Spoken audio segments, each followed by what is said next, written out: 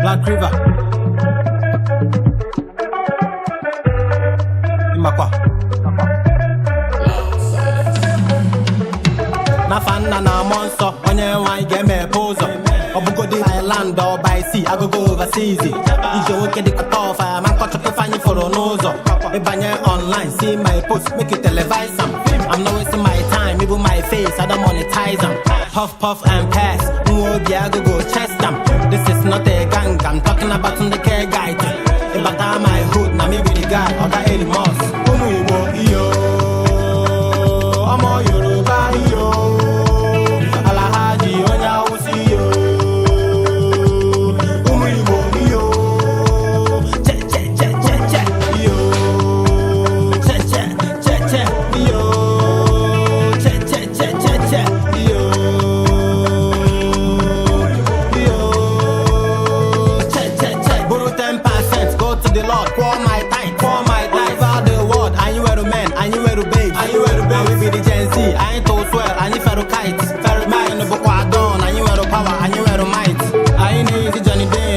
jacket is from babe. Even what is your heart, you go pay the price before you see the babe. That go dance, now me do the drag, how to create. Over Chukubu the best, this is our time, make you celebrate. Omo Yoruba yo, Alahaji onya usi yo.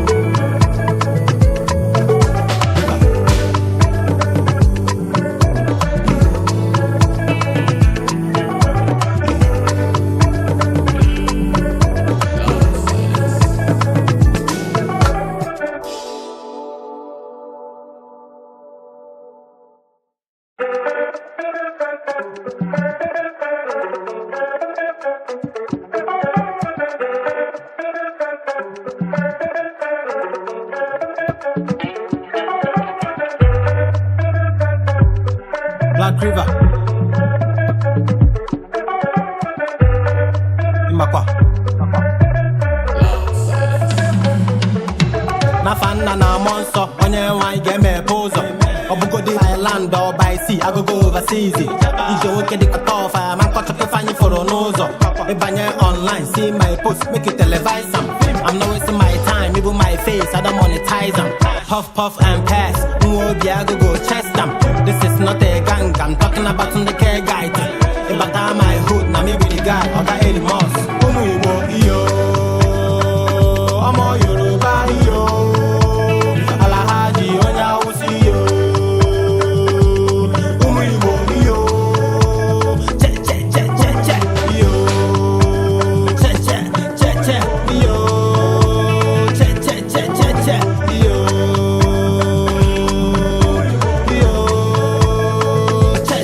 Borrow 10%, go to the Lord, pour my time, over the world, and you wear a man, and you wear a babe, and we be the Gen Z, I ain't told swear, and you fair kite, man, the book done, and you wear a power, and you wear a might.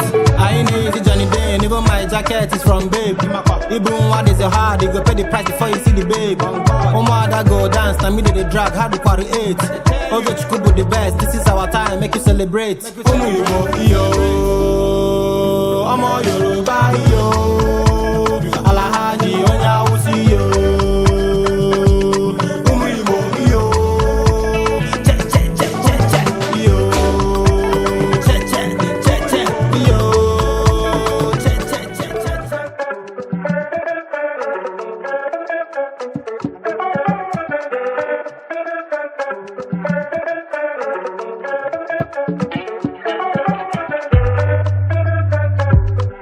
Black River. Imakwa. Na fan na monster, onye nwa get me pose. Obugodi island or by sea, I go overseas. Ije woke the cut off, I'm cut up find you for a nose. Ebanye online, see my post, make it televise them. I'm not wasting my time, even my face, I don't monetize them. Puff, puff and pass, I go chest them. This is not a gang, I'm talking about the care guide. But I'm my hood, now maybe the guy.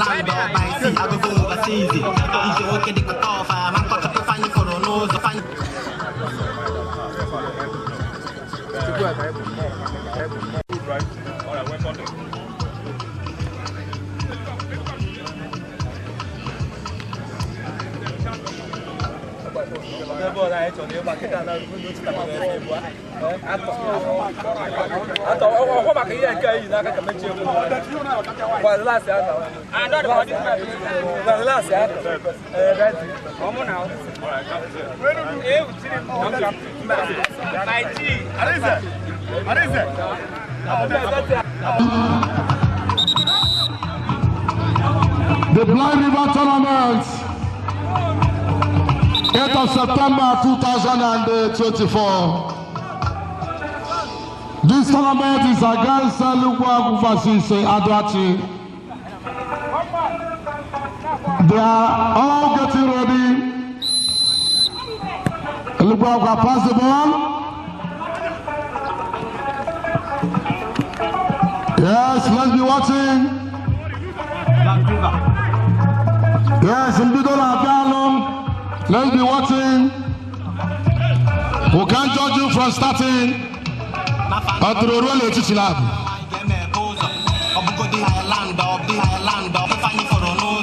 This is the tournament of Black River in Obodo Yibo.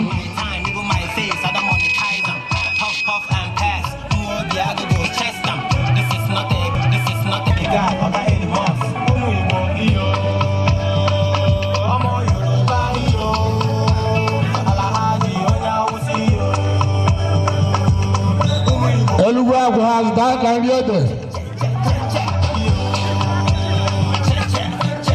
all right.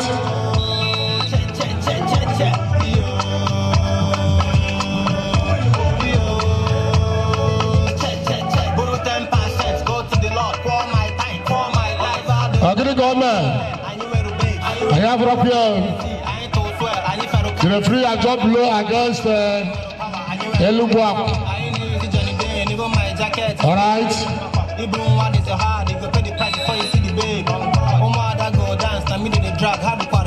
The tournament of 8th September 2024, organized by Black River in Obodo Yibo. The tournament is taking place in Obodo Field. Obodo Field today is turning to Obodo Yibo Kum. Black River, ELUGWU is going. We're going to get to him now. Oh no, oh yeah, oh no, oh no.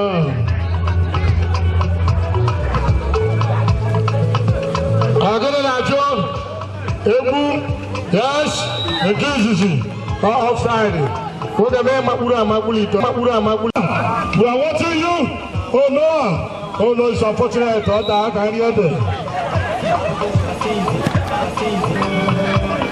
Can I have a machine out of here? Come on, remove it. Machine, okay. Come on, Bubia. Out of Jerusalem. Stop this. Hold on, play ball.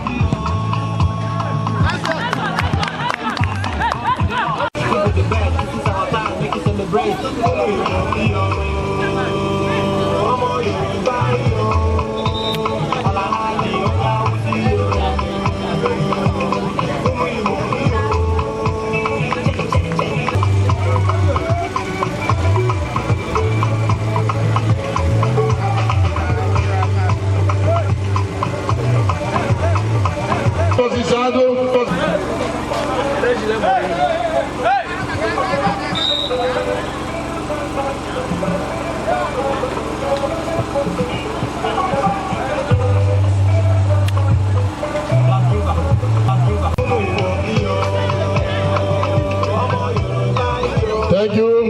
ELUGWU is going. They are going. Pachidera, Ogere. You can't buy him. You can't buy him.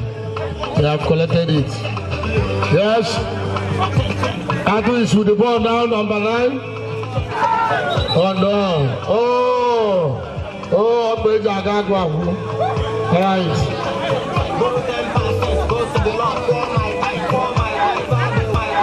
You go to now. Did you hear whistle? Oh no. Oh no.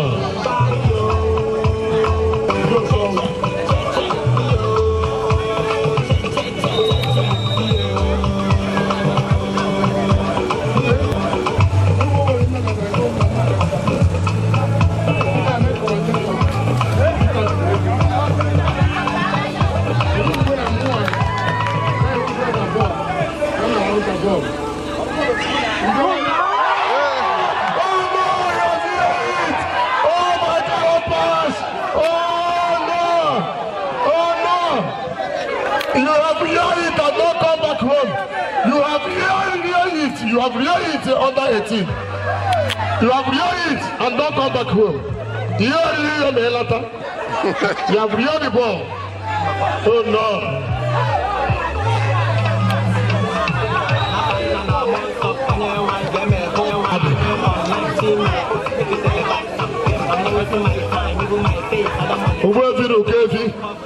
We are welcoming and introducing your arrival to the tournament of Black River in Obodo Iboku Momoruku. Yes, this tournament is holding today, 8th of September 2024. Sponsored and nurtured by Black River Bright God Give. Yes. Wabe Long Joe Kwago Mwese.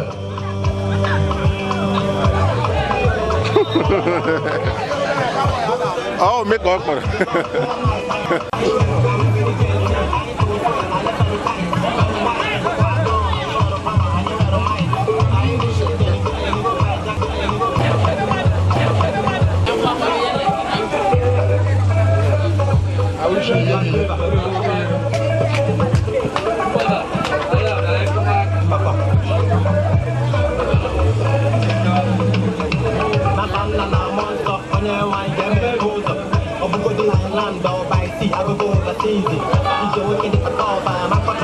What is happening there? This is Jim Bandibi. This is Jim Bandibi. Ogologo to 2 months. Ogologo to 2 months. Oh no. This goalkeeper is taller than post. This goalkeeper is taller than post. Goalkeeper can post.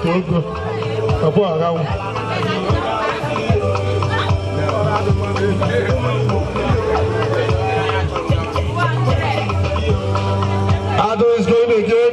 Goalkeeper, what are you going? Oh no. Oh, God, machine.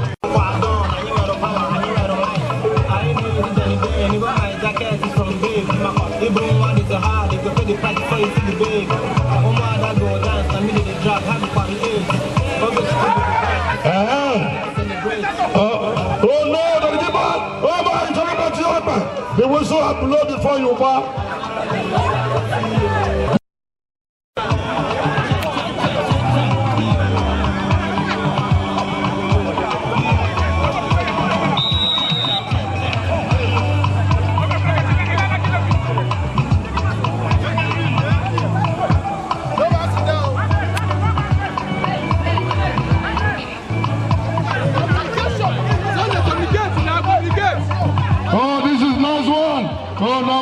nobody to be found there. Madam, there. We don't used to see road Rambago, we only see in Jinji. They never there.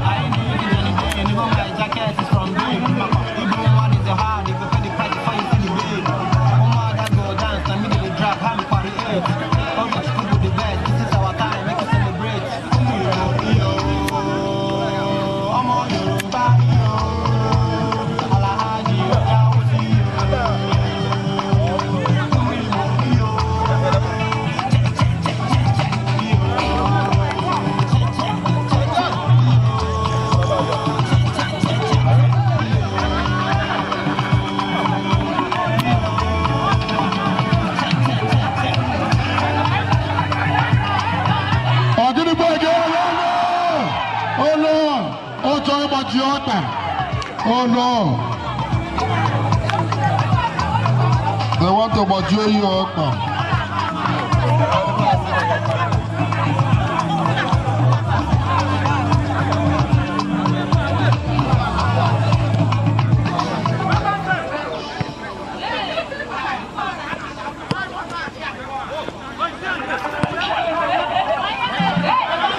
Yes, sir. ELUGWU is with one now. Oh, what a project in Shukwa. Oh no.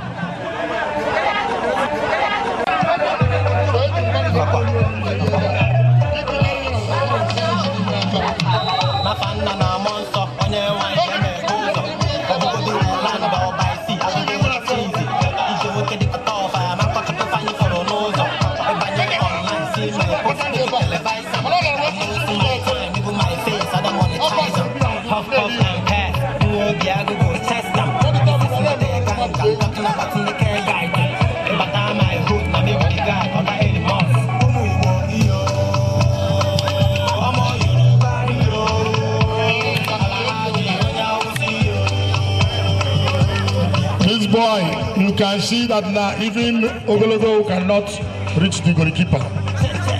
Yes. The ball is advantage to ELUGWU. Oh my God. Oh, this is Bukuma. Oh no. Oh, small but mighty. Oh no. This boy is too umpumpo, but the boy is too the brother of ELUGWU, the father to the Black River in Obodo Ibo Stroke Oboduku, Kum 8 September 2024 tournament. You're welcome. ELUGWU Ige. Go and go to be here for none. Not one long. Oh no, no, we are ELUGWU is going. He's going.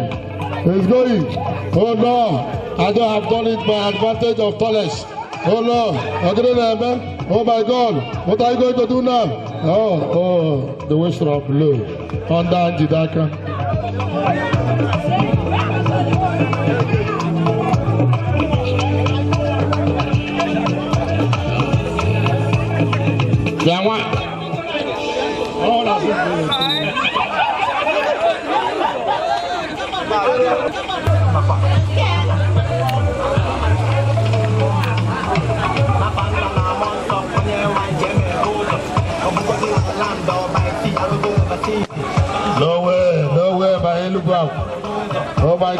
battle is going.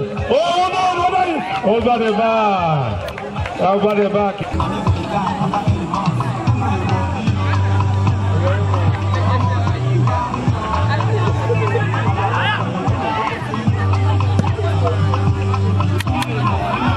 ELUGWU is going again. Oh no. Oh my God. Oh, Tibalibi. Yeah. But he shoot palab.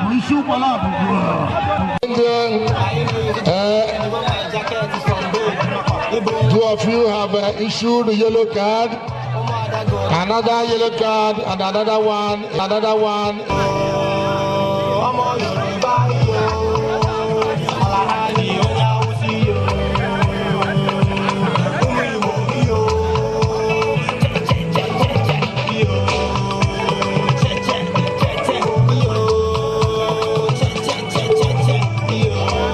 So this is round the ball. Another one. Oh no. ELUGWU throwing.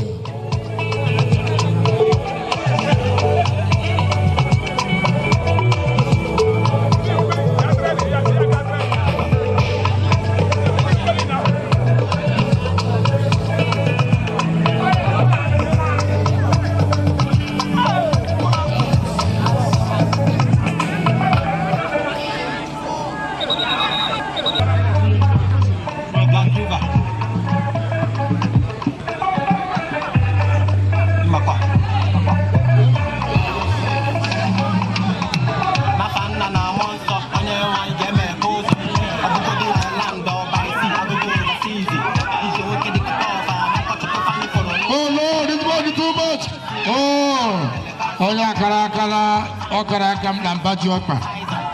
Puff and pass. This is not the I'm talking about in the care guy.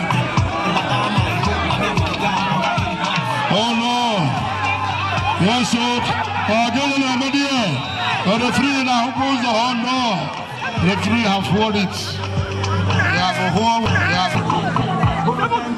Go to the Lord.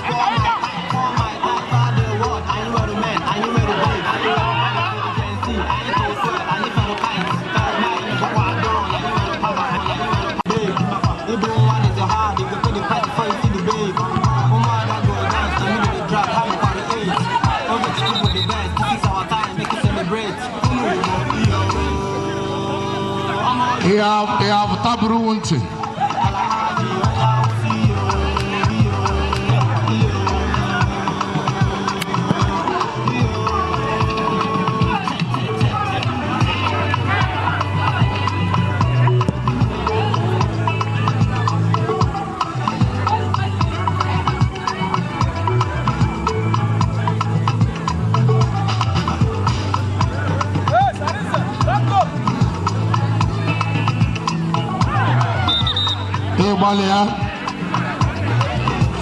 Second goalkeeper, keeper.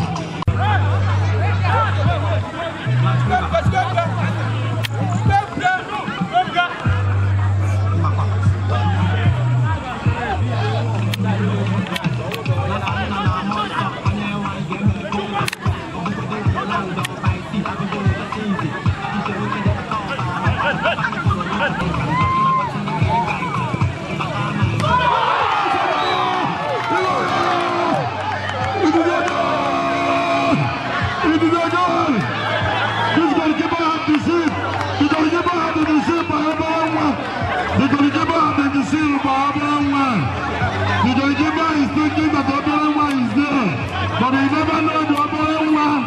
Never know.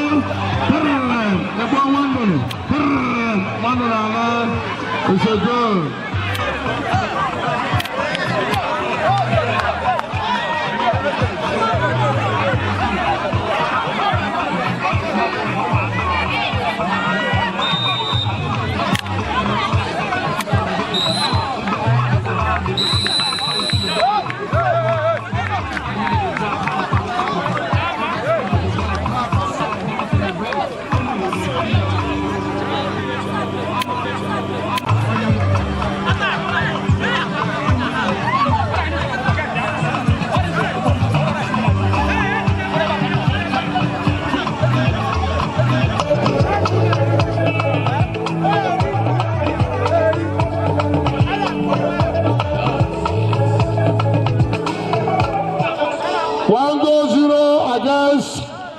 ELUGWU by AKWU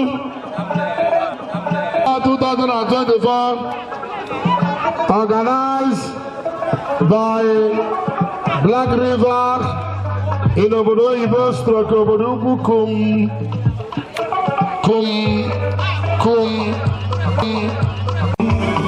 Ogmontu, who is a very because of one goal. He's organizing his people for the second tournament of the halftime. We are now watching to see what is going to happen. Ndado have just showed the first half. Ndado have just showed that they are Mbaji, that they're very unfortunate. Ndado will also meet Mbaji versus Mbaji now. Yes.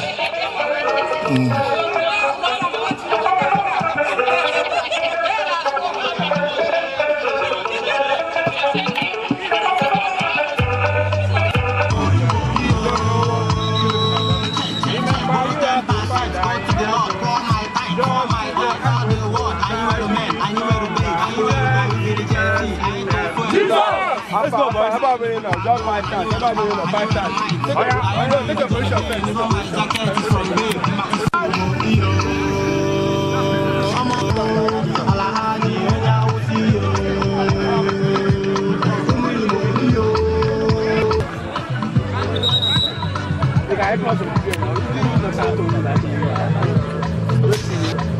I guess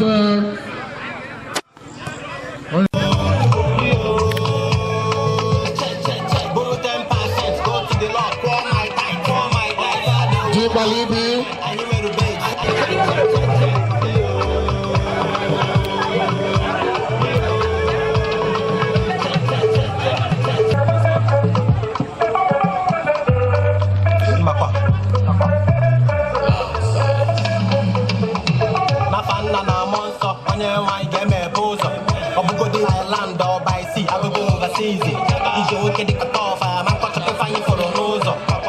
Online, see my post, make it televise.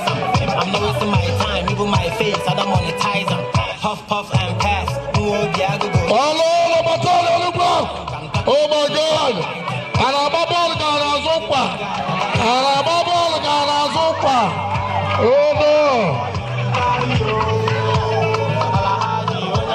The keeper has a free.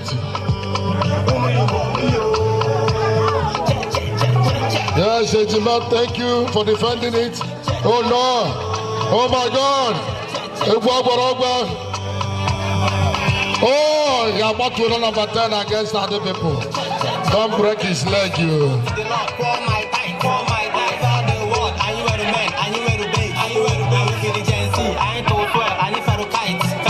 Yes, sir. Thank you, my favor.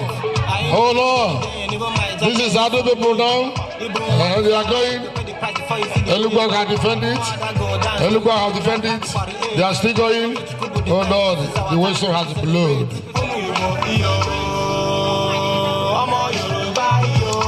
We want to appreciate the presence of ELUGWU. Oh, he have just rolled it at the cloth. Oh, yellow card for you. Another one, red. What he did.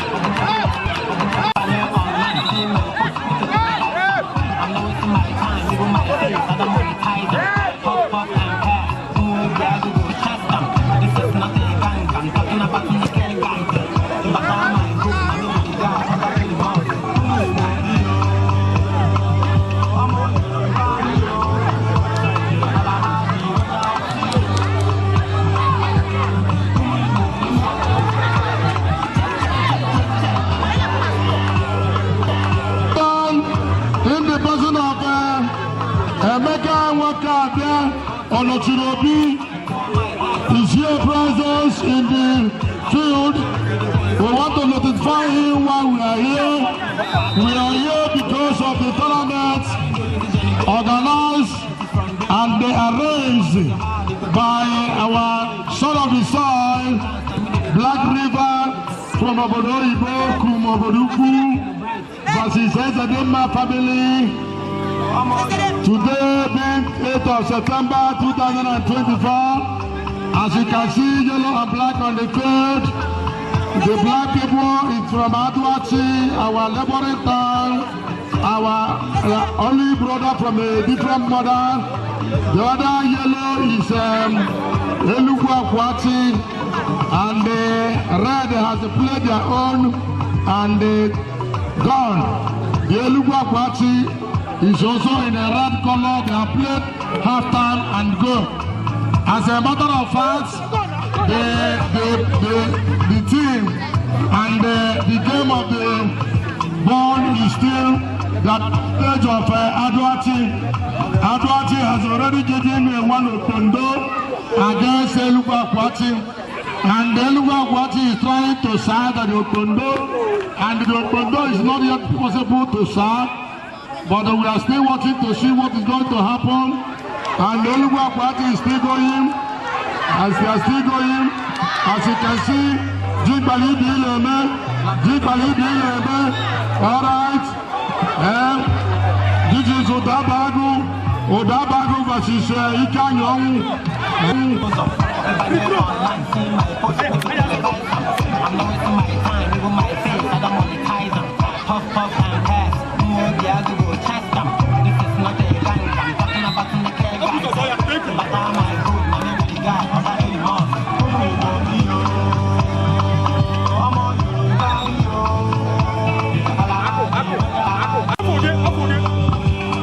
Oh no, the ball did not come the way it's supposed to come.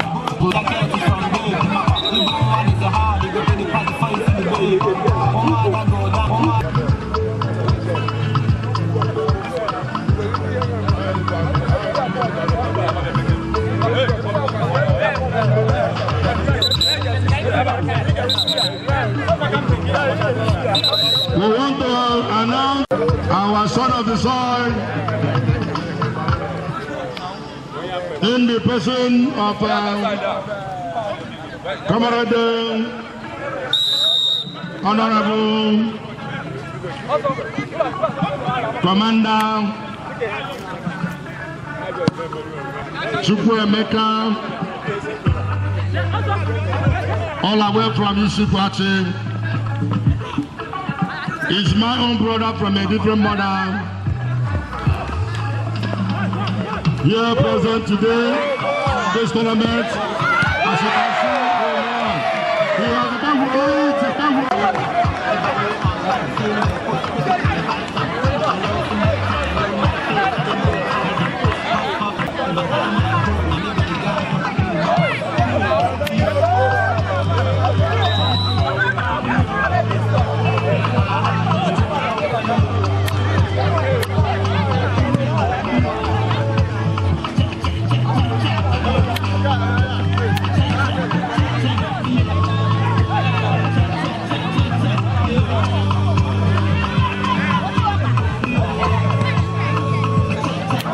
tournament.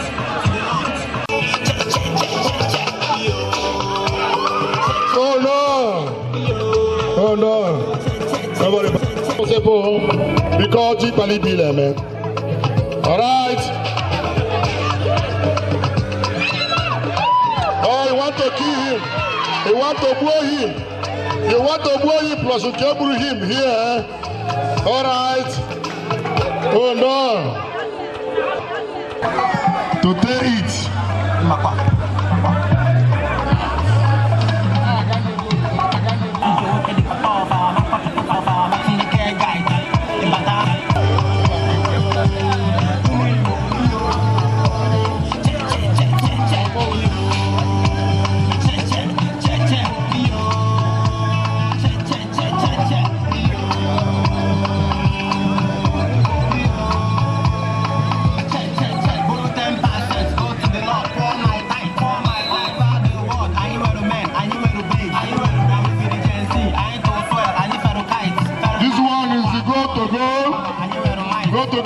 us what is happening here.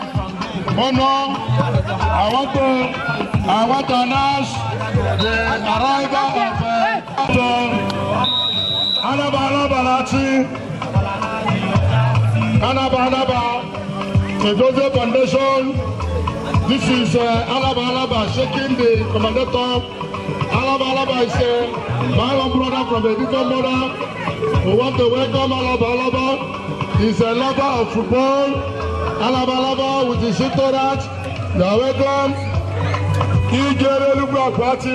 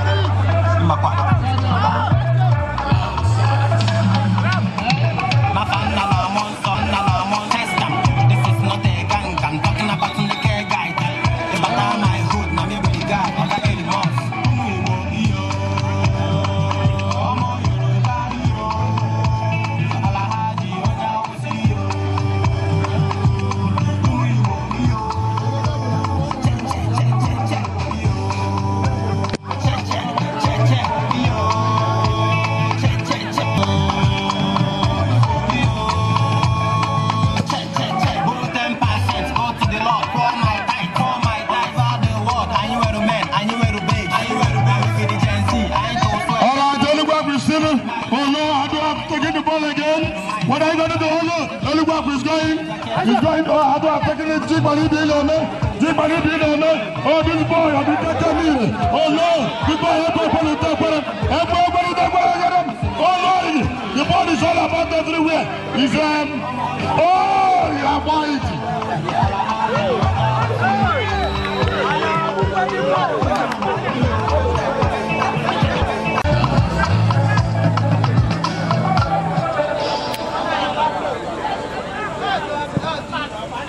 This is dangerous. This is dangerous. The goalkeeper has killed it.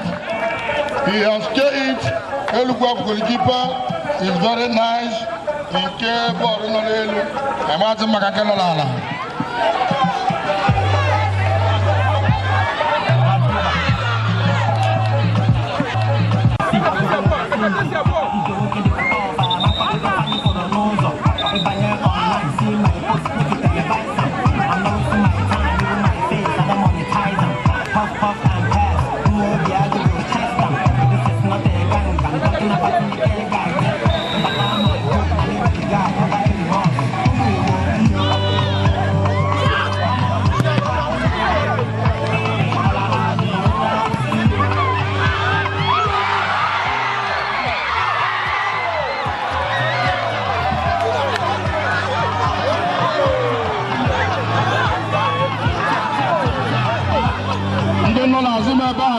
They are teaching me to hear.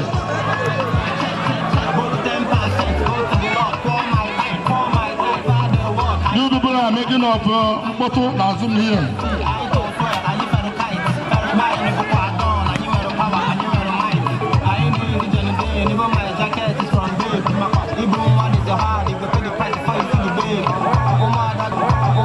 Our own son of the sun, in the person of bright God give Black River of Obodo, who have extended the profit of Obodo down to Obodo Obagumese. This is more reason why we want to recognize the presence of ELUGWU, who happens to be the father of Black River in Obodo. Today, 2024, 8 September, the tournament is going. The first half have taken place, and they are in the second half. And the AKWU is still in advantage of the first half. I want to ask if it is Abago versus What to Abaje? Is this ball? And he has crossing red card in 1 minute. When the referee blow, you say yes, sir. If you don't say yes, sir, from green to red. You just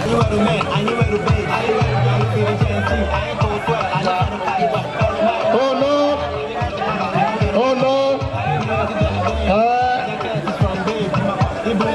We want to tell you that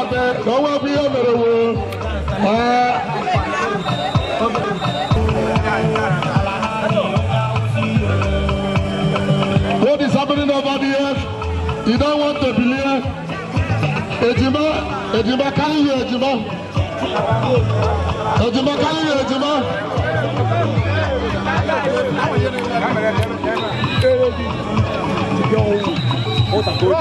Botolo President, Gio Buma, Gio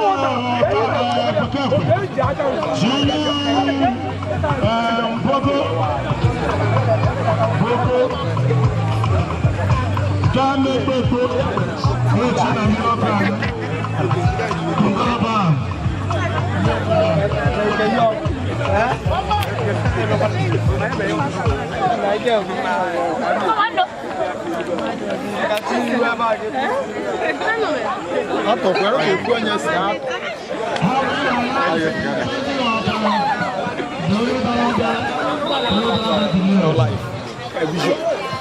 Life, visual. Okay. Can I get life? Get away. Don't know. I'm going to go to white.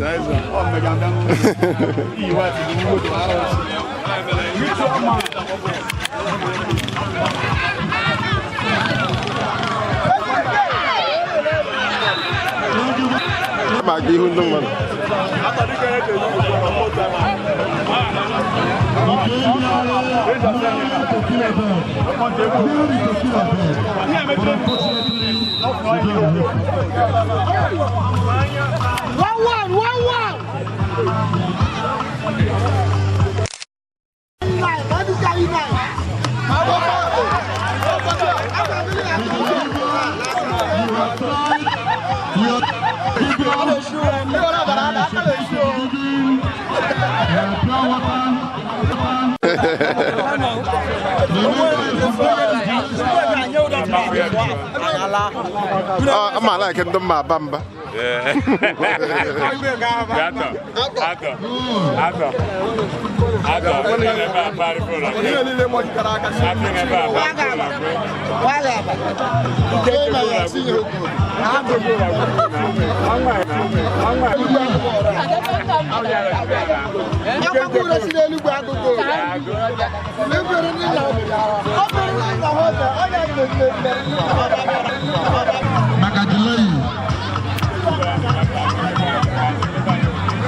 We are hot now.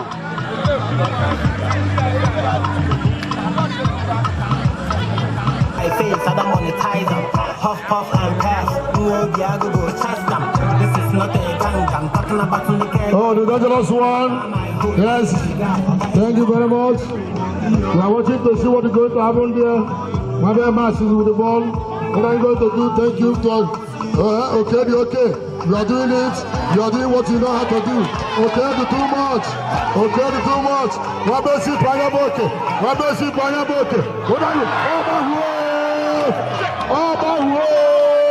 Wabesi Panyaboke has sent the ball to AKWU. He has sent the ball to AKWU. Oh no. How to do it. And the only man who swear our people to be sleeping where he wasn't working. Everyone was concerned in the person of Ndobisi Ifeme, totally and properly known as Brazil. His here presence in our midst. It was organized by our son of the sun in Obodo Ibo in the person of Black River Black River is from Mese, the son of ELUGWU. With him, with his music, today the young man has encouraged us the need of football. Today is 8th of September 2022. We are here today. I also want to inform you the first half of the football has gone. The football has gone. After all the back and every go, the Otondo still remain where it is. Only the Almighty God will tell us what is going to happen in the last 1 minute to come. But we are still watching to see what is going on. ELUGWU is here present, witnessing what is happening. The bride is here present, witnessing what is happening. Alaba is here. The catalyst is here. Alaba is over there.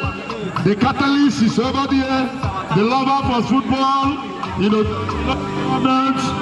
the people that have promised to take our people far in football, they are all here. I still want to tell you that the presence of Emeka Onochirobi, Wokabia, is here in our midst. And one of my only brother from a different mother from Ijibache, Emeka, the former candidate on number one to the local government, is also here with us. I am not going to Lori this night. I'm not going to Lori.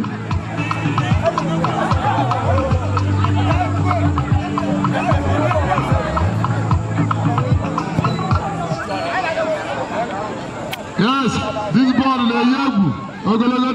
For it. All right. The captain is with the ball. Number 16 has dribble.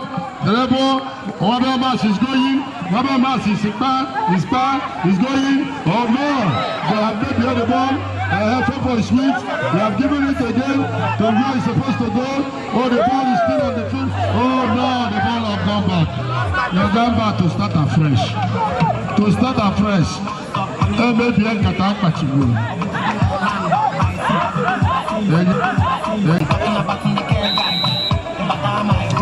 Number 100 in Adwachi. Is Abinkeke Mire. We are not looking at your body. Number 100 is Jim Padakburobu. He has been doing it. It is Ike Dulobu. He doesn't want to give any chance for ELUGWU to penetrate. But let us see what is going to happen. Because I know that ELUGWU is here. They are going to Tahere.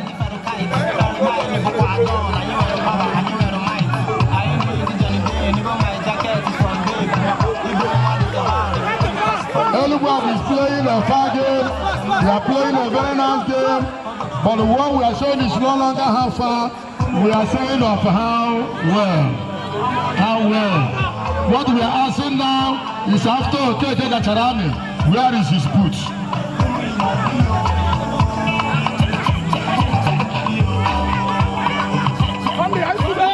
ELUGWU knows how to collect ball. They know how to pass. Why is it that any ELUGWU that do his leg like this? Why is it that any ELUGWU that raise up his leg after we fall? What is happening? Did they have movement in their leg? Why is it that ELUGWU, whenever they raise up their leg, after we fall like he said it? What is happening over there?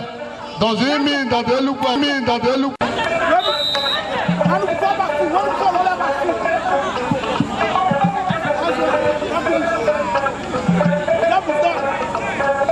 Yeah, the ball is still going. This ball is not going to Buzo without selling it. Oh my God, they want to blow this ball for me. They want to blow this ball for me.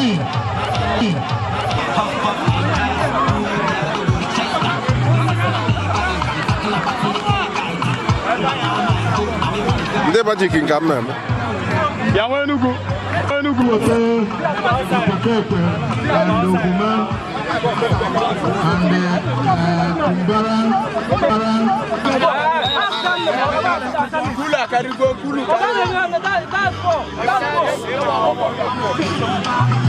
One man.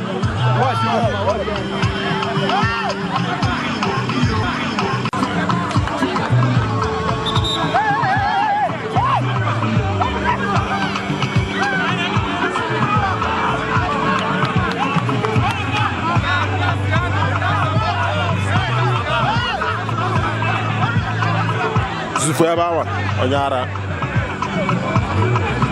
Agụla akụzi.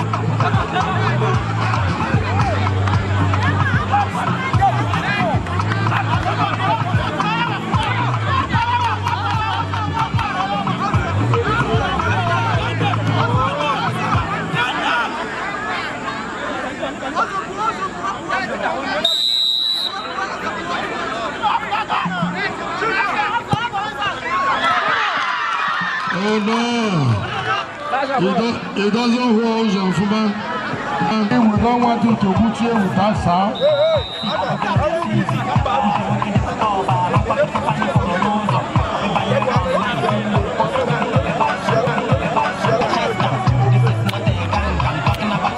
How can you put them on a chamber?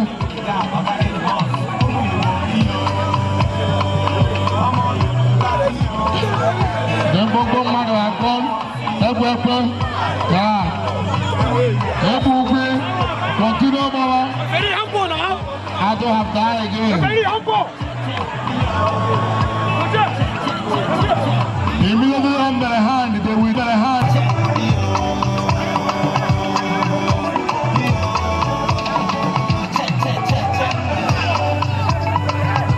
Alright, we are announcing the arrival of our son of the soil, the government approval in the person of Honorable Nonso Igwedibe.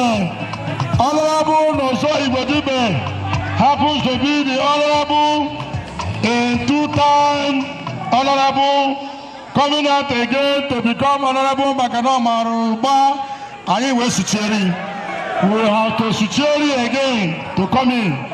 Honor, we want to welcome you to the tournament organized by Mma of Wapagumo, the Strokoboro and the Boduku. This ball today is ELUGWU versus Adwachi. The first half of the ball has gone, and the Adwachi is in an advantage of the tournament by giving one Okundo against ELUGWU. And one Okundo has not been sacked. This is why ELUGWU is trying tooth and nail to serve Okundo. They are even ready to Mara, Suakba. I want also to welcome the presence of the former CSO to the local government, the executive chairman, the former CSO to the former executive chairman is here. Omo and Ikoro. Trying to bury. They are just trying to see if they can start the Okundo one. What is happening? They are not going to allow you because they have known you are playing very well. The ball is throwing against our neighboring town and our brother from a different mother. Yeah, as far as I'm concerned, it's no longer Cho because they made it work. Yes. ELUGWU is sponsoring the ball. They would have a back. The ELUGWU will but since they look at what is happening here. And the AKWU is trying to go also. So that if I could.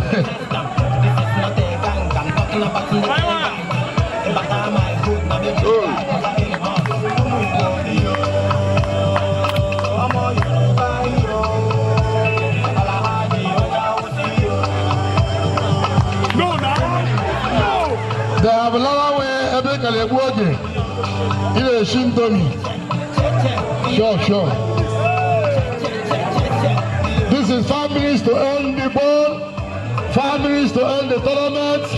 I am watching over my watch. Another goal, AKWU. Does it mean that ELUGWU is no longer AKWU? Does it mean that ELUGWU is no longer ELUGWU? I don't understand what is going on here.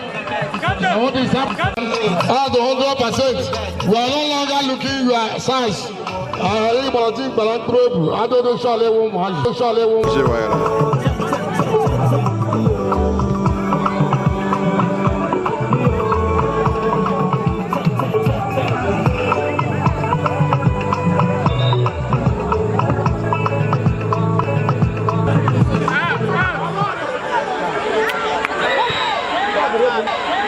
to be taken by Adrano.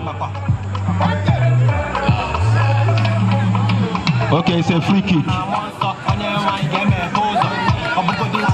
To be taken by Adrano, the star boy.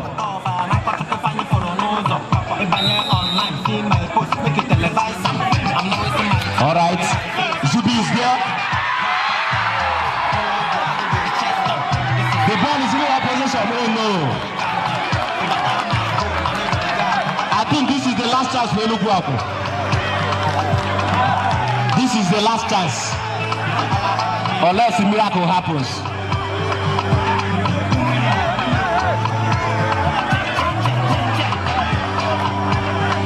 Okay, AKWU high.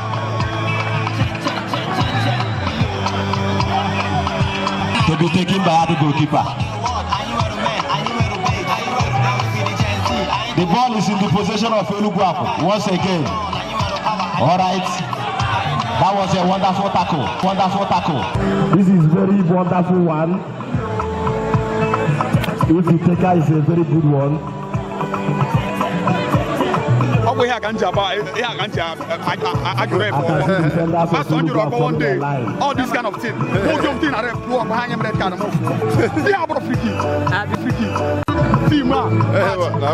like that.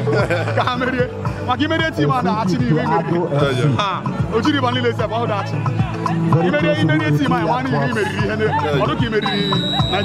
ELUGWU defenders are from their line, taken by number 6.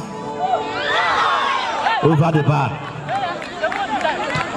Over the bar. 2 minutes more. We have less than 120 seconds to end this match.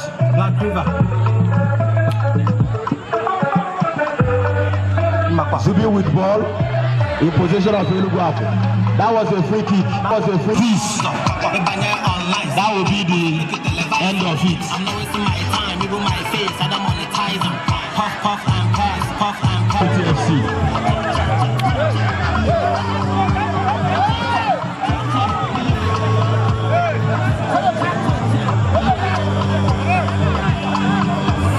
Free kick to be taken by Unity FC. That's ELUGWU.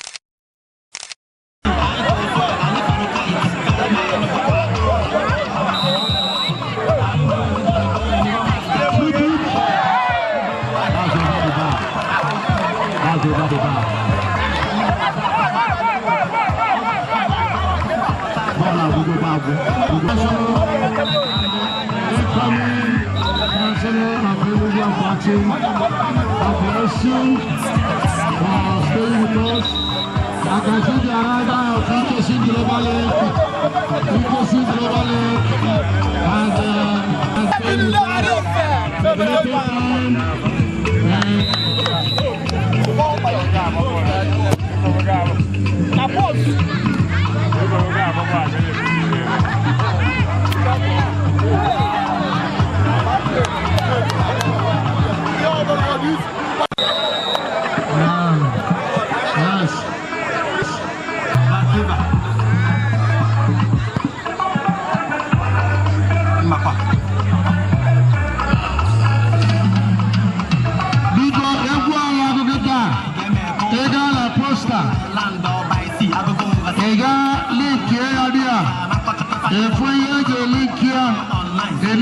by Black River.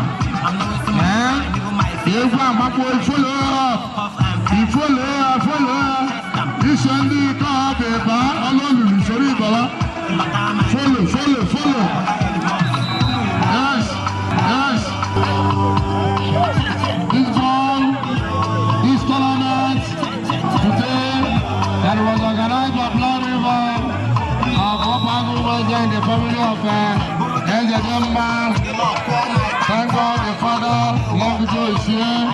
AKWU is watching his people. I don't know how many latches he's going to give them after the ball. AKWU is here. The coach of ELUGWU FC football. AKWU, you are sorry for the inconveniences. Sorry for the loss of one Ukundu. That is blocked for you. And the chance.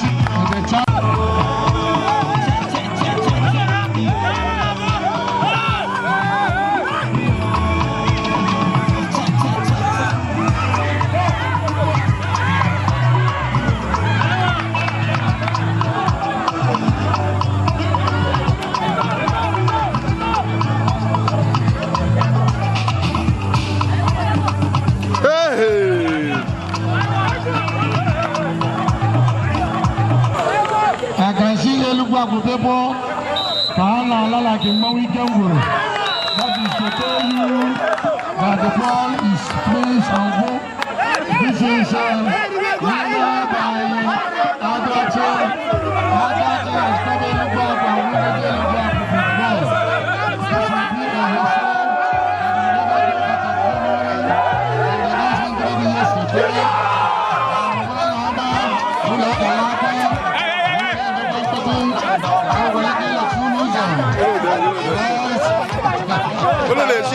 never get at the memory in the last 100 years to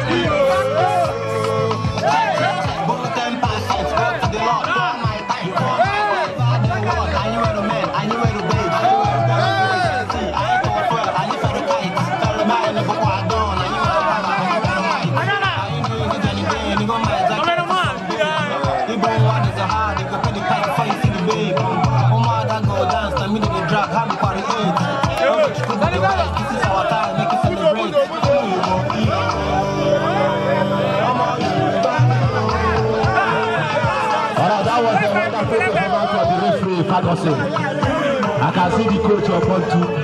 Thank you so much. Thank you for that wonderful performance. The referee has shown a wonderful level of neutrality, meaning the right. You stream the match live on Facebook and YouTube. That can only be done by you, ELUGWU Media. Next on our line, we are going to present medals to the winning team. Long Joe is here. Standing, even though you are the but your brother, the host, should take the medal. It's a friendly game and we are going to end it friendly. We are not having any issue with anybody. So thank you to AKWU FC and Unity FC, the host. We cannot be the host and lose the medal.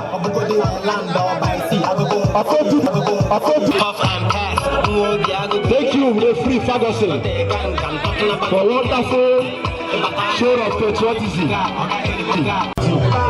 That was wonderful. Thank you. Big driver.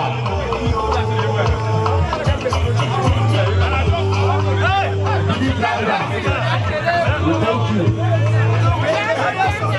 This is one community player with 100 number jersey that show wonderful skills. Thank you, number 100. You have shown 100% strength in this match, just like your number displayed.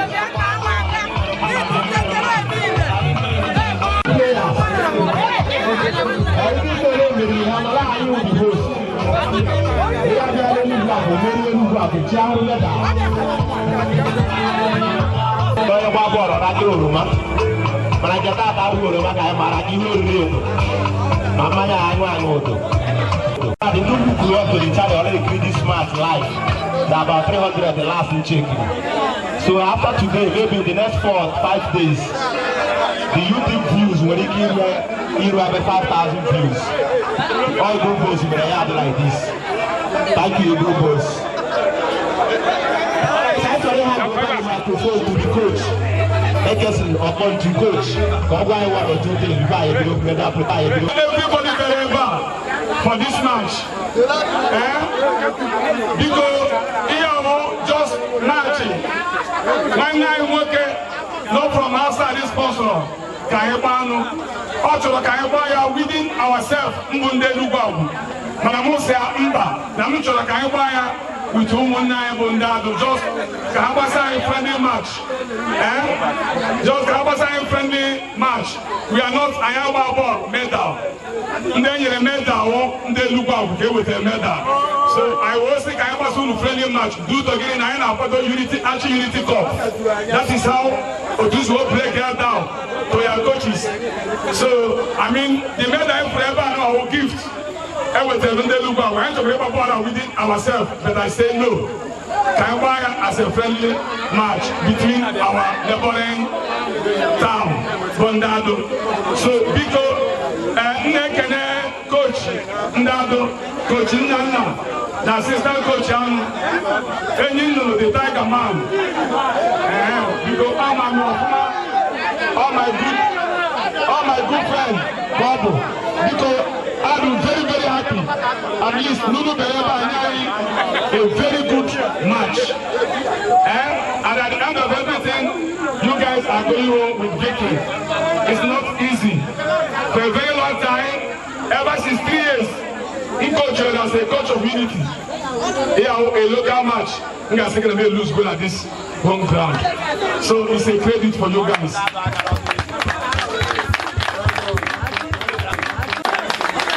I'm wishing you guys well.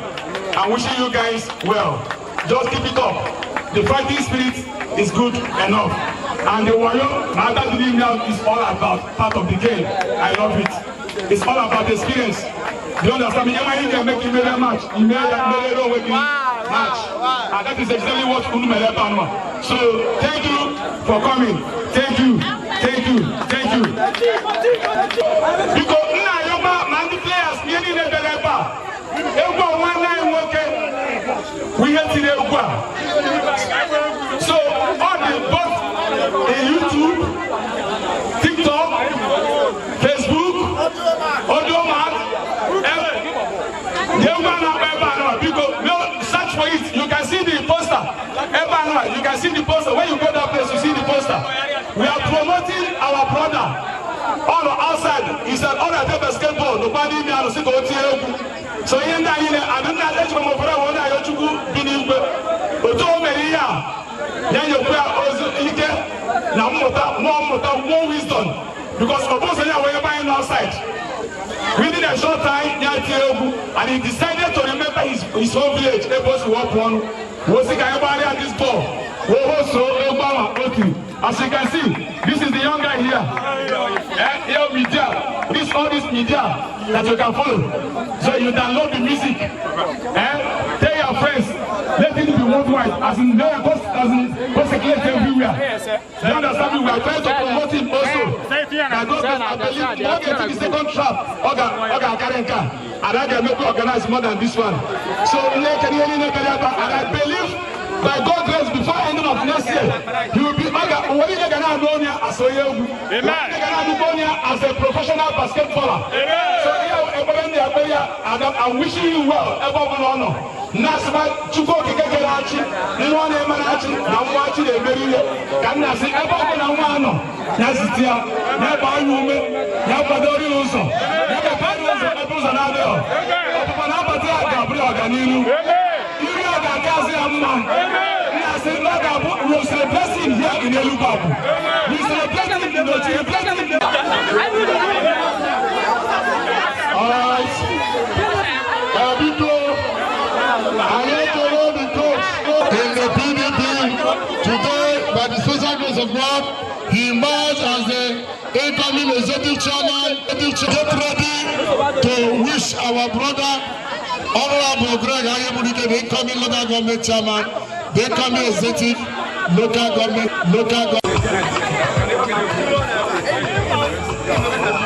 All right.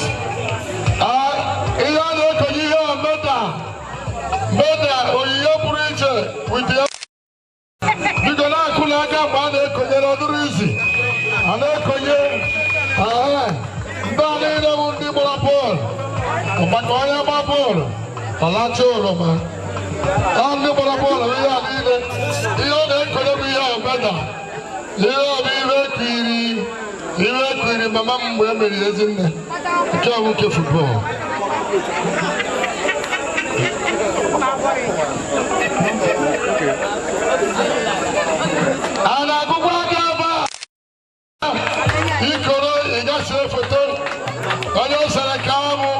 the the lover of football, who happened to be a great football in Obodoyibo. AKWU,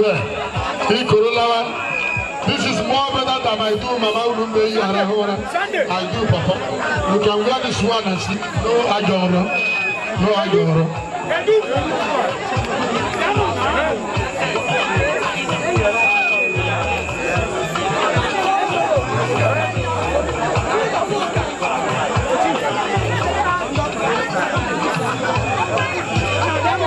All right.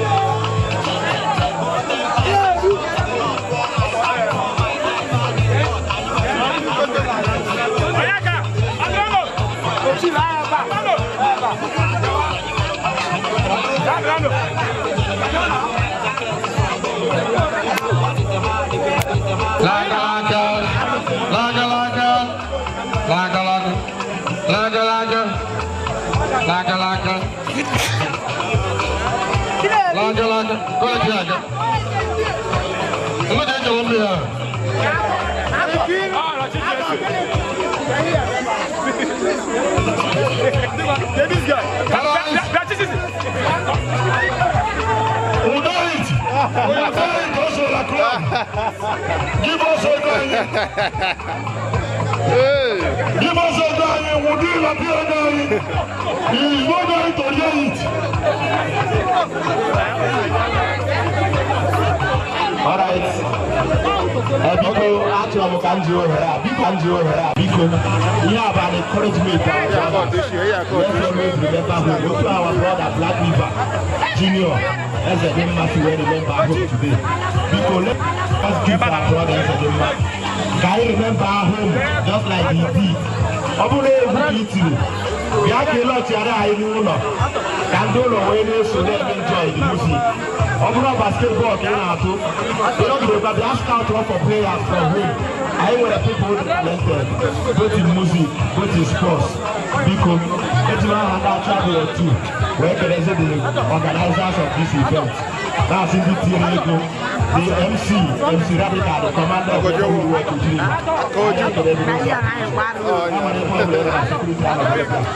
Because I like a new groups, royalty, YouTube, and Facebook, let's do your life. I like a new big brother, I'm not wrong. All what I was giving today. Like a long joke. Okay, now. Like a other person, people. I like the players, Abo and the ELUGWU. I like the coaches. When they make have useful to us. Big honor to whatever desire to go to Mama Jesus. Amen.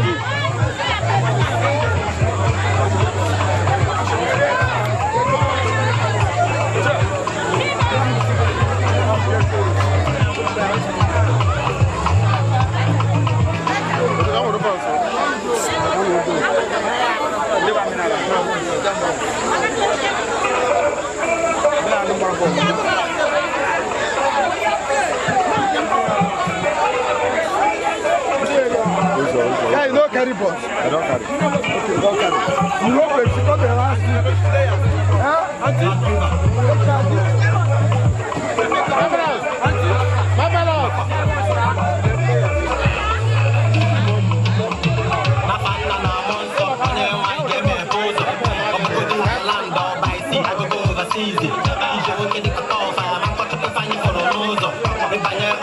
see my post, make it televise them.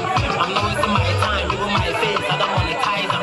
Puff, puff, and pass, move, yeah, go chase them. This is not a gang, I'm talking about the care guy. But I'm my hood, I'm a big guy, but I really want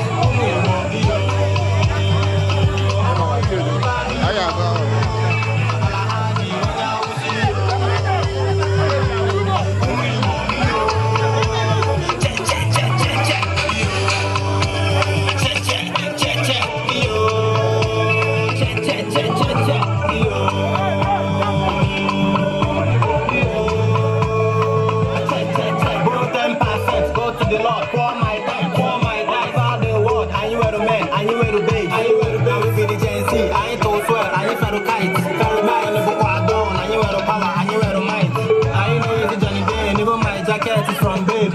You bring what is your heart, you go pay the price before you see the babe. That go dance, I mean the drag, how to create.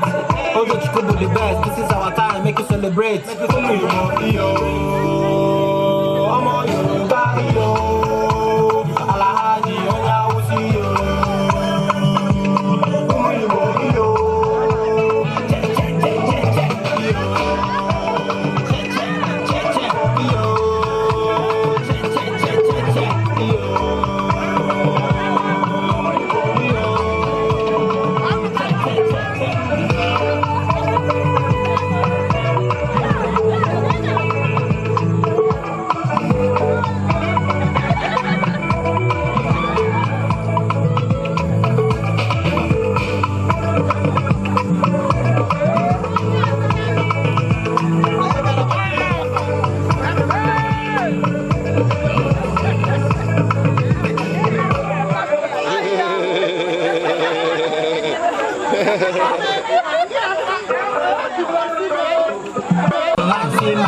Make it televise them. I'm not wasting my time, even my face, I don't monetize them. Puff, puff, and pass. Maybe I go chest down. This is not a gang, I'm talking about some the care guy. If I have my hood, now maybe the guy, I'll got any more. Oh, no, you want me, yo. I'm all you know, body, yo. Alahadi, yo, now we'll see you. Oh, you want me, yo. Check, check, check, check, check, yo. Check, check.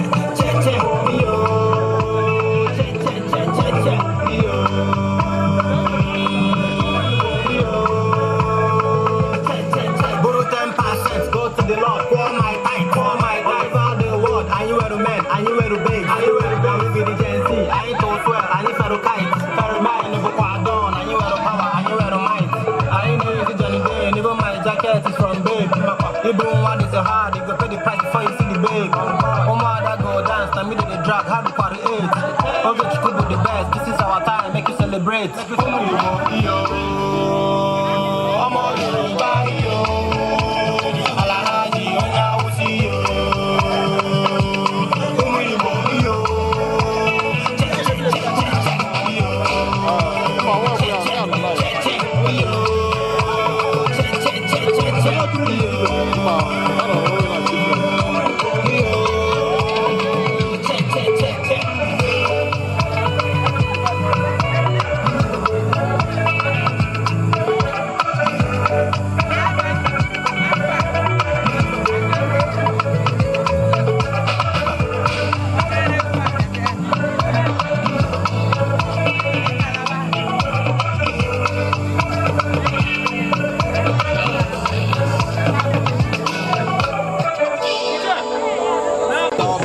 Akalango.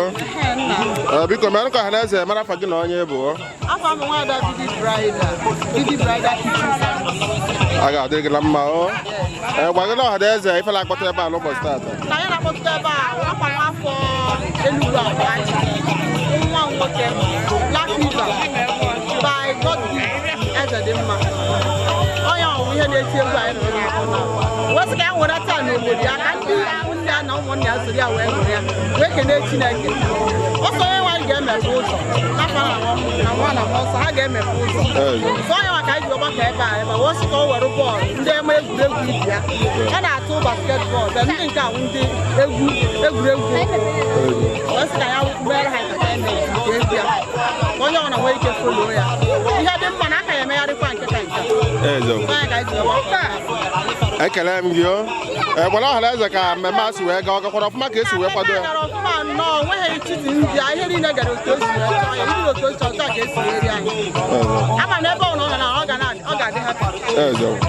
I got a grandma from Mumbu, but I'm a West Nose Ruka, and I soon couldn't do Namma. I when I not Jova Mesuria, I hope no be no one no Gaga Vaira. One Gaga worldwide, I guess no one about where Meptia Ajaraja, West Negubos, no taco, yes, where Adriana Jesus. I can name you. What was in a while, thank you, and I have one, I trust me about this. I do a back.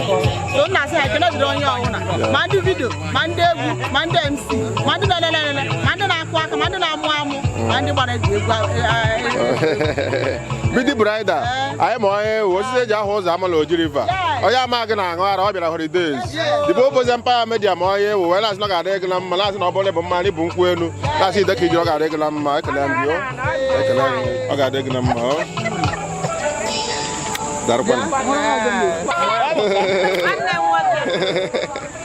ekele m gị o nwere ihe na-agwa ọha na eze mma agwa ọha na eze asị m Chineke ya gọzie ha bịara n'uju wee nwee ọṅụ ihe nwanne anyị nwoke mere anyị kelere Chukwu layo Jehova ya debe ya ogologo ndụ arụ ike ya gọzie ebe ọbụla o si ahọzụrụ Jehova nọnyere ya onye ekpere m na ọ ga-adịrị ya na mma o metụkwa obodo anyị marala onwere ndụ mma ahụ bọọlụ ekele gị o kedu afọ a na-etu gị etu afọ a na-etu m erika a na-etu m ngara akwesị aja dị ogo na-eche ngwurube di ya ngara kwesịrị ịgụba ụzọ ekele gị wee na-asị na ọ ga-adị gị na mma ọ ga-adị gị na mma anyị ma onye ewu onye adịkwuru n'aha Jizọs gwa m ekele gị o biko kelela ọha na eze ọra na-eze m na-ekele unu ma ndị si egwu agụbịa ma ndị si ELUGWU ma ndị si atụ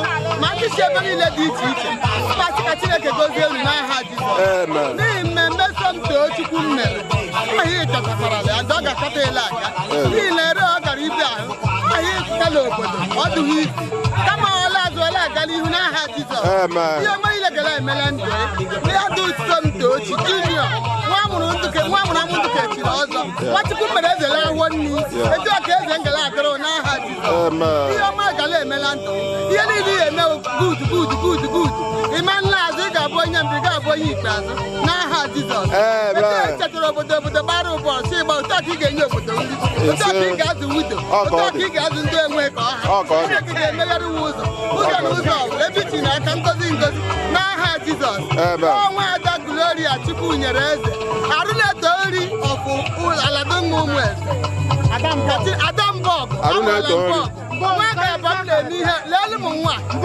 arụ na-eto nri nwayọ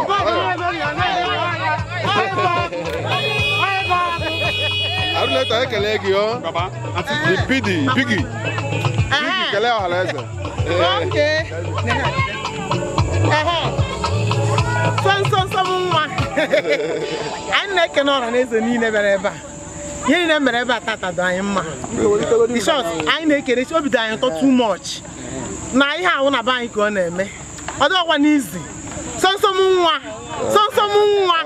bishọp ị gawago anyị anụ afa gị na mba niile ọ bụrụ sọsọ Nigeria the whole world will hear your name. This is our prayer. O ji gara ihe wetara anyị iweta na eweta ihe wetara anyị mmụọ by next year nke ka nke anyị eme ebe a ka ọ ya adị mee so ka ọ dịrị na mma isi ike nna ịgụ bos ịnọ n'ọlụ ya na-ekele ọlụ eke ọ ga-adị gị na mma jee ka iji na ọ ga-adị gị na mma thank you